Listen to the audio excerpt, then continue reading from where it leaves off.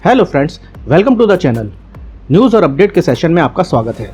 तो पहली न्यूज़ है, जो मार्केट में जो फॉल आया है, जो गिरावट आई है, वो क्यों आई है। तो रिसेंटली बिटकॉइन के ड्रॉप ने 20,000 के आंकड़े को छुआ है। तो ये चीज़ एनालिसिस करने की कोशिश की जा रही है कि जो सडनली ये फॉल आया है 2-3 दिन के अंदर 25,000 से सीधा 20,000 आ गया बिटकॉइन, वो क्यों आया है। और कहा जा रहा है कि ये जो डाउनफॉल है ये थोड़ा और बढ़ सकता है, और भी ज़्यादा सेल ऑफ का प्रेशर मार्केट पर क्रिएट हो सकता है, जिससे बीटीसी और डाउन आ सकता है। रीज़न ये कहा जा रहा है कि जो बीटीसी का जो फ्यूचर प्रीमियम है वो बिल्कुल ख़त्म हो चुका है। अगर इजी शब्दों में बोलूं तो जो स्पॉट ट्रेडर्स जो स्पॉट में जो ट्रेडिंग करते हैं और जो फ्यूचर में ट्रेडिंग करते हैं, इन दोनों के बीच का मार्जिन जो है वो कहीं ना कहीं ख़त्म हो गया है। मार्केट में बिल्कुल भी डिफरेंस नहीं बचा है फ्यूचर की वजह से। तीसरा जो बड़ा कारण बताया जा रहा है वो ये है कि जो लोग लेवरेज लेकर बाय करते हैं उनकी संख्या बहुत ज़्यादा है। मतलब जो फ्यूचर में लेवरेज लेकर जो बाय करते हैं उनकी संख्या बहुत ज़्यादा है, और जो बीटीसी नीचे आया है उसकी वजह से उनकी जो पोजीशन है वो स्क्वायर ऑफ हो चुकी है, कट चुकी है, जिसकी वजह से ये डाउनफॉल देखा गया है। तीसरा, मार्जिन ट्रेडर की बात की जाए कि जो लोग अपनी क्रिप्टो करेंसीज को बोरो करके अपनी पोजीशंस बनाते हैं, तो उन लोगों का डेटा भी निकल के आ रहा है कि वो लोग भी बहुत ज़्यादा बुलिश कंडीशन में आ चुके थे, बुलिश पोजीशन में आ चुके थे। तो एक तो होता है कि एक नॉर्मल तरीके से आप बुलिश हो जाओ, एक धीरे धीरे कोई भी साइकिल होती है, कोई भी शेयर होता है, कोई भी प्रोजेक्ट होता है, कॉइन होता है, वो धीरे धीरे ऊपर बढ़ने की कोशिश करता है। लेकिन यहाँ पर जो मार्जिन ट्रेडर्स जो थे वो लोग बहुत ज़्यादा बुलिश हो गए थे, बहुत एक्स्ट्रा ऑर्डिनरी बुलिश कंडीशन उनकी बताई गई है, जिसकी वजह से ये सेल ऑफ की कंडीशन हमें देखने को मिली। जितना ज़्यादा वो लोग बुलिश थे, लोग बागों ने जितना भी थोड़ा बहुत प्रॉफिट हुआ था प्रॉफिट बुक करके निकलने की कोशिश की, और वहाँ से वो बीटीसी फिर से नीचे आ गया। तो अगली न्यूज़ की बात करें तो ये जो डाउनफॉल हुआ है, ये जो लाल निशान पूरी तरफ हर तरफ मार्केट में दिख रहा है, वो ऑल्ट कॉइन्स में ज़्यादा नज़र आ रहा है। और कहा जा रहा है कि पिछले 24 घंटे में $500 मिलियन लिक्विडेशन किए गए हैं इस डाउनफॉल में। मतलब $500 मिलियन पिछले 24 घंटे में मार्केट से निकाल लिए गए हैं। तो ये जो $500 मिलियन का जो आंकड़ा है, जो लिक्विडेशन हुई है, वो तब हुआ था जब बीटीसी 22,000 के आंकड़े को था। लेकिन करंटली सिनेरियो बहुत ज़्यादा वर्स्ट हो गया है। ओवरऑल लिक्विडेशन की बात की जाए तो करीब $500 मिलियन से ज़्यादा की निकासी मार्केट से पिछले 24 घंटे में हो चुकी है। वहीं हुबई ग्लोबल एक्सचेंज की बात करें तो उसका जो स्टेबल कॉइन था HUSD, वो भी कहीं ना कहीं इस मार्केट में लड़खड़ा गया था, अनस्टेबल हो गया था। लेकिन उनकी तरफ से, हुबई ग्लोबल की एक्सचेंज की तरफ से ये बयान निकल के आया है कि वो वापस ट्रैक पर आ गया है, वापस जो थोड़ा बहुत भी उसकी कंडीशन थोड़ा ऊपर नीचे हुई थी वो स्टेबल हो गई है। कहा जा रहा था जो हुबई का ये जो स्टेबल कॉइन है HUSD, वो बहुत स्टेबल कॉइन है, वो डॉलर के अगेंस्ट बहुत स्ट्रॉन्ग कॉइन है। बट यहाँ पर जो उसकी गिरावट है वो $0.82 के करीब देखी गई थी, जो एक बहुत मेजर गिरावट है। तो हुबई की तरफ से एक बयान आया है कि ये जो स्टेबल कॉइन डीपेग हुआ था उसकी वजह क्या थी। उनके अकॉर्डिंगली यहाँ पर बहुत सारी कंट्रीज ऐसी थी जहाँ पर उनके जो मार्केट मेकर्स जो लॉन्च किए गए थे उनको बंद करना पड़ा, उन देशों की कुछ रेगुलेशनरी प्रॉब्लम्स की वजह से, जिस वजह से जो टाइम गैप होता है 2 कंट्रीज 3 कंट्रीज के बीच में जो टाइम गैप होता है, जिसकी वजह से जो उनका जो ये इकोसिस्टम था वो उसको ठीक तरह से कैप्चर नहीं कर पाया, जिसकी वजह से इनके जो HUSD जो कॉइन था, स्टेबल कॉइन था, उसमें गिरावट देखने को मिली। तो करंटली अगर इस स्टेबल कॉइन की बात करें तो $0.99 तक पहुंच चुका है इनका ये HUSD स्टेबल कॉइन। और हुबई की तरफ से कहा गया है कि उन्होंने अपना पूरा होमवर्क कर लिया है और उसको वो क्लोजली वॉच कर रहे हैं इसकी पोजीशन को। इन फ्यूचर उनके ट्रेडर्स को ऐसी प्रॉब्लम्स फेस नहीं करनी पड़ेगी।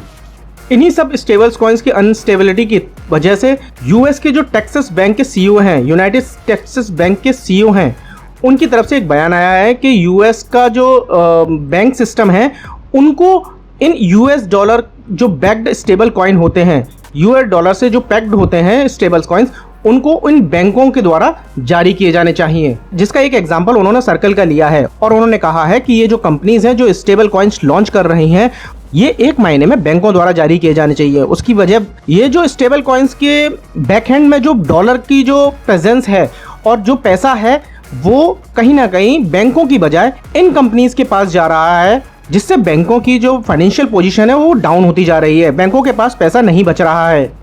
उनका कहना है कि ये काम बैंकों का है और ये बैंकों को करना चाहिए। स्टेबल कॉइन्स की पॉसिबिलिटी अगर ज़रूरत लगती है तो वो बैंकों के द्वारा जारी किए जाने चाहिए, ना कि किसी ऐसी प्राइवेट फर्म्स के द्वारा।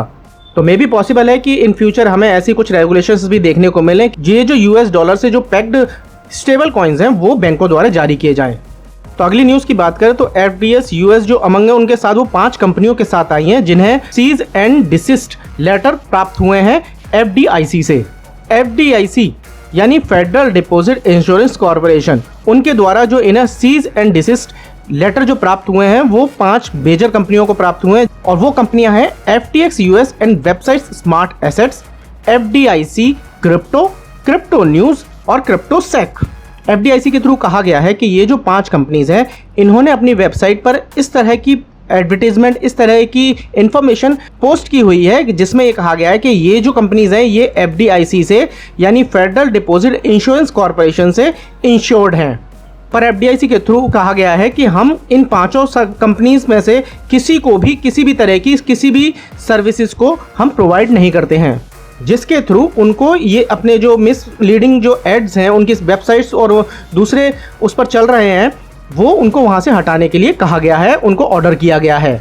तो अगली न्यूज़ है अमेरिका से, जिसमें वहां के राष्ट्रपति द्वारा 87,000 नए IRS एजेंट्स की भर्ती की जाएगी, जो ये देखेंगे जो वहाँ के जो टैक्स कलेक्शन एजेंसीज हैं उनके कामों को वो अच्छे से जज करेंगे, अच्छे से मैनेज करेंगे। जिसकी मेन वजह यह है कि जो क्रिप्टो में जो ट्रेडर्स हैं, जो इन्वेस्टर्स हैं, उनके द्वारा टैक्स की किस तरह से पूर्ति की जा रही है, टैक्स किस तरह से भरा जा रहा है, टैक्स में कहीं कोई चोरी तो नहीं की जा रही है, ये सब चीज़ों को वॉच करने के लिए वहाँ पर कहा गया है कि बाइडेन के द्वारा 87,000 नए IRS एजेंट्स की भर्ती की जाएगी। पर करंटली कहा गया है कि अभी जो रिसेंटली है वो अभी सिर्फ 4 लाख से ऊपर जिनकी इनकम है उन्हीं की चेकिंग होगी, पर इन फ्यूचर ये पॉसिबल है कि जिनकी इनकम 4 लाख से नीचे है उनकी भी चेकिंग हो सकती है।